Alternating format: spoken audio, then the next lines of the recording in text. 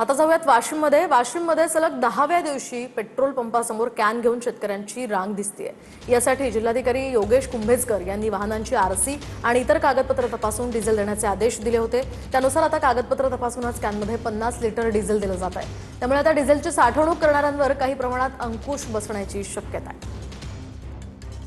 वाशिम जिल्ह्यात जर बघितलं तर सलग 10व्याही दिवशी जर बघितलं तर शेतकऱ्यांनी डिझेलसाठी गर्दी केल्याचं दिसून येते। तसंच शेतकरी तशी वाहनधारक मोठ्या प्रमाणात या पेट्रोल पंपावर दिसून येते। मी सध्या वाशिमच्या दक्षता पेट्रोल पंपावर या ठिकाणी जिल्हा प्रशासन जे नवीन आदेश घालून दिले त्या आदेशाचं पालन करताना दिसून येत आहे। जवळपास जर बघितलं तर सगळ्या शेतकऱ्यांनी आता आरसी आणि आधार कार्डचा आधार घेतल्याचा दिसून येते। अनेक शेतकऱ्यांचा आधार कार्ड आणि आरसी दिसून येते आणि याच्यानुसारच अनेक जणांना डिझेल मिळत असल्याचं दिसून येते।